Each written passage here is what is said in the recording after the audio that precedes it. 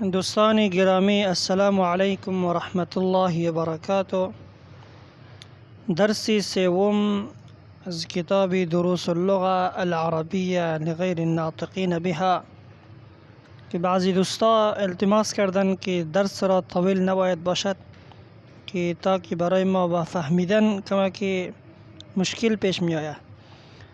حالا ما می خواهیم که صرف درس را 2 صفحه یا از این کمتر می خواهیم که درس را کوتاه کنیم تا دوستا با خوبی بفهمن و یاد بگیرن عربی را. درس سوم الدرس الثالث. در این درس مبتدا و خبر را زیاد بیان میکنه که الدرس الثالث بیت البیت، بیت خانه، البیت خانه، کتاب الکتاب، کتاب کتابی، الکتاب کتاب. الف لام در اینجا که اضافه شده بیتون نکره است. البیت الف لام که اضافه کرده تو معرفه شده البیت خانه. قلم قلمی، القلم قلم. جمل الجمل، جمل شتری، الجمل شتر. القلم مکسور، در اینجا مبتدا و خبر را بیان میکنه. القلم مبتدا، مکسور خبر. اکثر الفاظهای عربی را که ما شما در این جمله میبینیم، یعنی در این صفحه میبینیم، یعنی با قریب به فارسی مطلب قریب بسیار میشوه. چه قسمی که قلم در فارسی ما شما قلم میگیم، در عربی همچنان کتاب همچنان استعمال میشوه.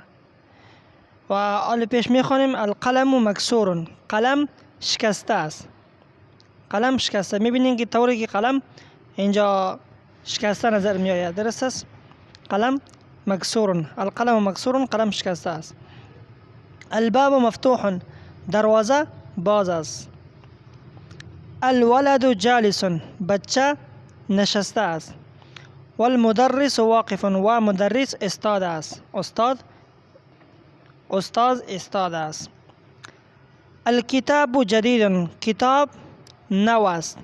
والقلم قدیم، و قلم کهنه است. الحمار صغیر، خر میده است. والحصان کبیر، و اسب بزرگ است. والکرسی مکسور، چوکی شکسته است. المندیل وسیخ، دستمال گنده است، ناپاک. الماء بارد، آب سرد است. القمر جمیل، مهتاب یعنی زیبا است. البیت قریب، خانه قریب است. والمسجد بعید، و مسجد دور است. الحجر ثقیل، سنگ وزمین است. والورق خفیف، ورق بسیار نازک است. اللبن حار، شیر گرم است. القمیص نظیف، پیراهن پاک است. این جمله ها را مکمل به عربی ترجمه شد. شما میتونین که این جمله ها را در کتابچه تان 2 سطر بکشین. در سطر اولش نوشته کنین الفاظ العربیه، در سطر دومش ترجمه به فارسی، تا که در ذهن شما بشینه یاد بگیرین. میم به طرف تمرینات. صفحه 2 تمارین. اقرأ واکتب مع ضبط اواخر الکلمات، بخوان و بنویس همراه ظاهر کردن آخری کلمات، یعنی آخری لفظ را، آخری کلمه را کس ظاهر که زبر زیر یا پیش بته. مثلا مسجدو، مسجدون میخوانیم، درست است؟ مسجدون، مسجدی. المسجدو، درست است؟ وقتی که الف لام بیاید این معرفه میشوه در بالای در سر دال که ما شما تشدید و 2 زبر نمیتیم یا 2 پیش نمیتیم، چرا که معرفه میشوه. و مسجدو که است نکره است، مسجدون میخوانیم. مسجدون، المسجد، مسجد مسجدی. المسجد مسجد. الماء آب، ماء آبی. البیت خانه که در قبلا شما همین درس را خوانیم در ورق صفحه قبلی، همین ها را پیش کس در تمرین میاره. چه قسم که از پرکتیس زیاد کنیم در ذهن من میشینه و یاد میگیریم. البیت بابون، البیت خانه، بابون دروازه، قلم قلم، القلم قلم قلمی، القلم قلم. الکتاب کلب، الکتاب کتاب، کلب سگی، قمیص پیراهنی، ولد بچه، الحجر سنگ، الولد بچه، حمار خر، حمار خری، الحمار خر. الحصان اسب، حصان اسبی.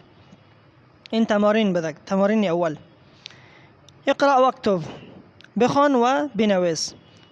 قسمی که ما شما در اینجا نوشته است تمامش و شما در کتابچه هایتان 2 سطر بکشین. سطر اولش عربی، سطر دومش ترجمه هایش را نوشته کنین تا که در ذهنتان به خوبی بنشینه.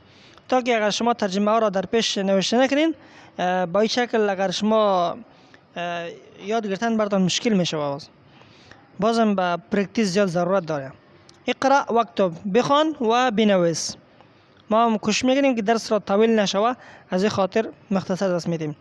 المکتب مکسور، المکتب مکسور، میز شکسته است.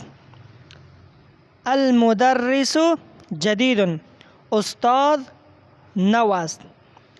القمیص وسخ، پیراهن ناپاک است.